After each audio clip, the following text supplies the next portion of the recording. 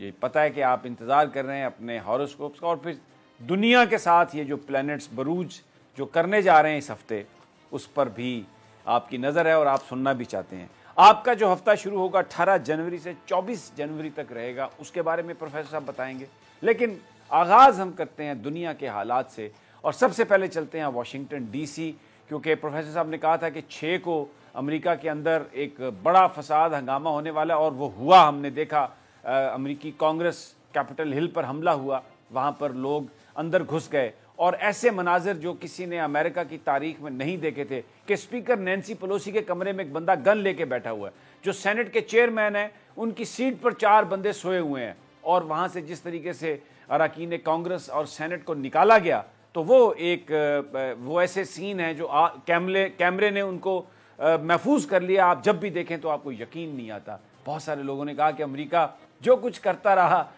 Developing countries کے ساتھ، دوسرے ممالک کے ساتھ، اور وہاں پر جس طرح سے ٹرموائل کریٹ کیے، تحریکیں کریٹ کی، وہ سب کچھ اس کے اپنے گھر ہوا۔ تو اس کو آپ مکافات عمل بھی کہہ سکتے ہیں۔ ان پلینٹس کا آپ وہ جو کرنیں پھینکتے ہیں وہ بھی اس کی وجوہات ہو سکتی ہیں۔ تو پروفیسر صاحب کی وہ بات سچ ثابت ہوئی، 5 آدمی ہلاک ہوئے، اور جو سرٹیفیکیشن کا پروسیس تھا وہ بہت ہی برے انداز میں اس کو روکا گیا، پھر بڑی مشکل سے اس کو چلایا گیا، اور ابھی بھی وہاں پر ایک بڑی ٹینشن ہے۔ تو پروفیسر صاحب اب حلف وفاداری انہی ڈیٹس میں ہے جو اگلا ہفتہ ہے 20 جنوری کو، تو یہ بیان فرمائیے کہ جناب یہ کیا ہوگا؟ جی، تو آپ نے جو سوال کیا ہے اس کے لیے واضح پلانٹ سامنے موجود ہیں۔ 19-20 کو یورینس کی اور مریخ کا ملاپ ہو رہا ہے، کران ہو رہا ہے، تو یہ ان دونوں پلانٹ کا ملاپ سے مراد ہے کہ یہ تو بہت ہی بڑا کوئی واقعہ آنے والا ہے۔ اچھا، یا کوئی بہت بڑا جیسے کشیدگی، کشمکش، جھگڑا کہتے ہیں۔ اور یہ جو یورینس ہے یہ بجلی، اس کی مثال بجلی کی طرح ہے، اور جو مریخ ہے وہ آگ ہوتا ہے۔ تو اب بجلی اور آگ اکٹھے ہو جائیں تو پامبڑ بڑے بڑے، تو آپ نے بڑا موزوں لفظ جو پنجابی میں بھی استعمال ہو سکتا ہے، تو یہ صورتحال، اس کا مطلب ہے شعلے، بہت بڑے بڑے اونچے شعلے۔ یہ صورتحال پیدا ہو رہی ہے 18, 19, 20 کو۔ اور جو وہ ہمارے جو منتخب جو پریزیڈنٹ سمجھے جا رہے ہیں جو بائیڈن،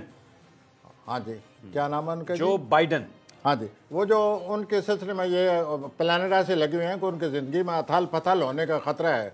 کوئی ڈرامائی صورتحال پیدا ہو سکتی ہے۔ وہ اپنی روایات کا بھی خیال رکھے ہوئے ہیں، اور یہ بھی سوچ رہے ہیں کہ ہماری کوئی کہیں بدنامی اور بےعزتی نہ ہو جائے۔ تو عجیب کشمکش میں وہ گرفتار ہیں۔ اور اب دیکھیے 19-20 کو یورینس اور مریخ کا جو گٹھ جوڑ ہے، جو ملاپ ہے، جو کران ہے، اس سے کیا نتیجہ نکل جو پائے۔ ابھی تک وہاں پر جو فورکاسٹ ہے، یہ جو آپ کہہ رہے ہیں جو کچھ ہوا ہے، یہ انہی پلانٹ کی وجہ سے ہو رہا ہے، اور آگے یہ معاملہ بڑھے گا۔ ابھی جو صورتحال ہے، جو خبریں وہاں سے آ رہی ہیں، تقریباً 30-35 ہزار نیشنل گارڈز منگوا کے دوسری ریاستوں سے وہاں پر تعینات کر دیے گئے ہیں، اور ہنگاموں کا شدید خطرہ ہے۔ تمام جو اسٹیٹ کیپٹلز ہیں، آلموسٹ تمام، وہاں پہ الرٹ جاری کر دیے گئے ہیں۔ اور ابھی جو ٹرمپ کے مواخذے کی جو تحریک ہے، امریکی ایوان نمائندگان نے تو پاس کر دی، اب سینٹ میں اس پر ووٹنگ ہونے والی ہے، اور جو ایوان نمائندگان تھا اس میں 10 ریپبلکنز نے ان کے خلاف ووٹ دے دیا ہے۔ تو اگر سینٹ اس کو پاس کرتی ہے تو یہ تو ایک وہاں پر ایک خانہ جنگی کی سی کیفیت ہوگی، کیونکہ ٹرمپ کے جو حمایتی ہیں وہ تو بڑے زور و شور سے اسلحہ لے کے اور وہ ڈنڈے ہتھیار لے کے وہ تو بیٹھے ہوئے ہیں حملہ اور لڑائی کے لیے پروفیسر صاحب، اور آپ بتا رہے ہیں کہ یہ آگ اور بجلی مل رہی ہے یورینس اور مریخ۔ یورینس الیکٹریسٹی اور مریخ سے مراد فائر لیتے ہیں ہم اسٹرالوجر۔ تو جب الیکٹریسٹی اور الیکٹریسٹی بذات خود فائر کا 10 گنا کوئی اضافہ ہے، 100 گنا بلکہ، اور ساتھ آگ بھی مل جائے، تو یہ صورتحال، ڈرامائی صورتحال وہاں پیدا ہونے والی ہے۔ آپ کو یاد ہوگا کہ میں اکثر کہا کرتا تھا کہ یہ جو دسمبر اور نومبر دسمبر آ رہا ہے امریکہ میں، اس میں کوئی نہ کوئی پرابلم آ رہا ہے، اور ہو سکتا ہے کہ اس پرابلم کا تعلق پریزیڈنٹ سے ہو۔ تو وہ صورتحال آپ کے سامنے آ چکی ہے، اور یہ ایک بڑا واقعہ بھی بن سکتا ہے۔ بالکل، یہ امریکنز بھی اس کو تو anticipate اس کر رہے ہیں۔ قسم کے امکانات جو ہے پیدا ہو چکے ہیں، ہمیں امید رکھنی چاہیے کہ یہ معاملہ مثبت طریقے سے ٹھیک اچھے ہو گیا۔ طریقے سے اچھا جی، اب ذرا واشنگٹن ڈی سی سے واپس آ جاتے ہیں پاکستان پر۔ صاحب آپ اور بھی پیشین گوئیاں کرتے رہے ہیں، پچھلے 3-4 پروگرام میں آپ کے ساتھ نہیں کر سکا اس لیے کہ میں ملک سے باہر تھا، تو لیکن میں سنتا رہا ہوں آپ کو۔ آپ نے یہ کہا تھا کہ یہ جب دسمبر گزر جائے گا تو عمران خان صاحب کے لیے چیزیں آسان ہو جائیں گی، اور بھی بہت سارے لوگوں کے لیے آسان ہوں گی، لیکن نون لیگ کے لیے مشکل ہوں گی۔ مولانا فضل الرحمان کو آپ نے کہا آپ کہیں نہیں دیکھتے۔ اب اس وقت سیاسی صورتحال یہ ہے کہ وہ جو پی ڈی ایم تھا، جو ایک الائنس بنا تھا، وہ اس میں سے اس کے غبارے سے ہوا نکل گئی ہے، وہ نظر نہیں آ رہا کہ کوئی ایسا کوئی وہ کر سکتے ہیں کچھ جس سے کوئی عمران خان صاحب کی گورنمنٹ کو کوئی خطرہ ہو۔ ملٹری کے ساتھ بھی ریلیشن شپ بہت اچھے چل رہے ہیں۔ اب بتائیے آپ، جو چیلنجز ہیں، جو ملک کی اکانومی کے، لوگ بہت تنگ ہیں، اپوزیشن تو نہیں میرا خیال کہ کوئی اثر ڈال سکتی اس حوالے سے، تو اب لوگوں کے جو مسائل ہیں، کوئی پلانٹس اس طرح بتا رہے ہیں کہ کوئی کرنیں ایسی ہیں کہ مسائل حل ہوں گے، کوئی اقتصادی صورتحال بہتر ہوگی، کوئی یہ جو کرونا ایک وبا ہمارے پیچھے اس طرح سے پڑ گئی ہے پوری دنیا کے، اس سے کوئی جان چھوٹ جائے گی۔ ابھی کیا بتاتے ہیں انٹرنلی، عام آدمی کی زندگی کچھ بہتر ہونے کا امکان ہے؟ تو اس سلسلے میں کئی دفعہ پہلے بھی کہہ چکا ہوں کہ یہ عمران صاحب کے جو جس مخالفت کا وہ سامنا کر رہے ہیں، یہ 7 جنوری تک ہے۔ تو آپ نے محسوس کیا ہوگا ایز اے جرنلسٹ کہ وہ دباؤ کافی حد تک کم ہو چکا ہے، اور میں ساتھ ساتھ یہ بھی کہتا آیا ہوں، آپ کو یاد ہوگا کہ یہ معاملہ تو ختم ہو جائے گا، یا عمران صاحب کی جو مخالفت ہے اس میں کافی کمی آ جائے گی، لیکن آگے چل کر 45 دنوں کے لیے مالی معاملات کے حوالے سے کوئی بہت ہی شدید صورتحال پیدا ہو سکتی ہے، اور یہ صورتحال 4 مارچ تک رہے گی۔ ان 45 دنوں میں عمران صاحب کو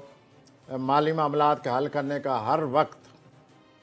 ان کو احساس ہوگا کہ مالی معاملات کو حل کیا جائے، اور یہ 4 مارچ تک یہ صورتحال رہے گی، لوگ محسوس کرتے رہیں گے، اور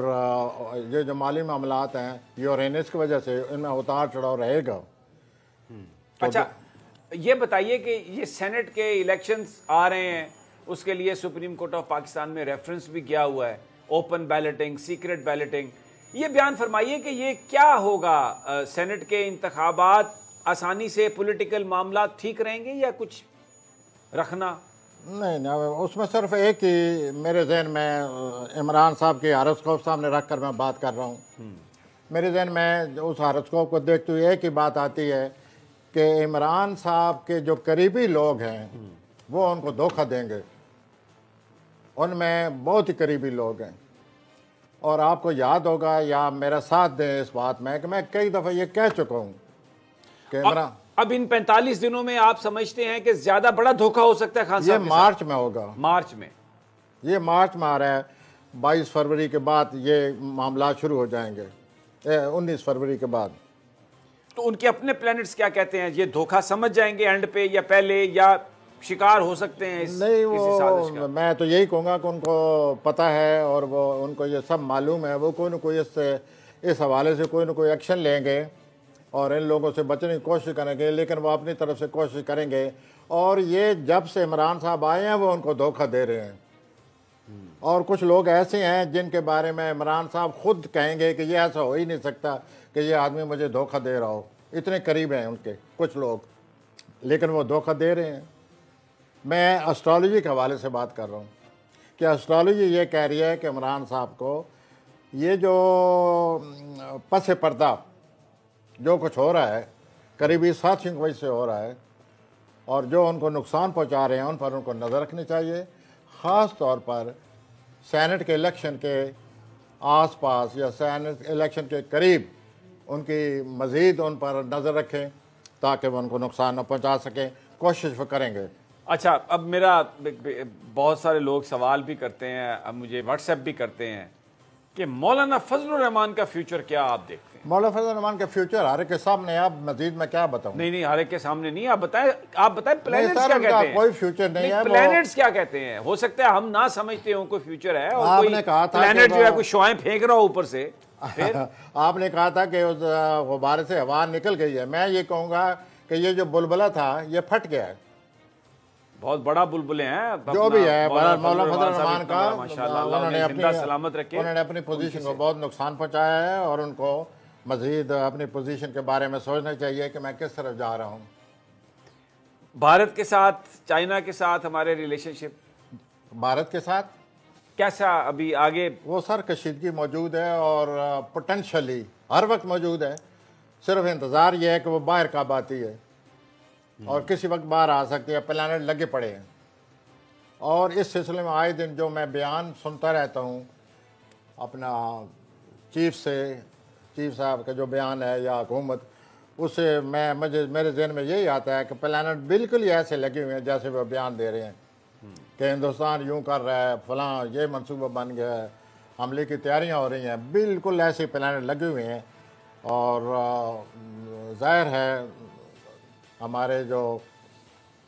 کلیدی عہدے پر فائز لوگ ہیں وہ اس چیز کا انہیں احساس ہوگا، جس کی میں ذکر کر رہا ہوں پلانٹ کی روح سے، کہ وہ بالکل معاملہ ایسے ہی ہے، کشیدگی موجود ہے، صرف اس پوٹینشلی موجود ہے، باہر آنے کی دیر ہے۔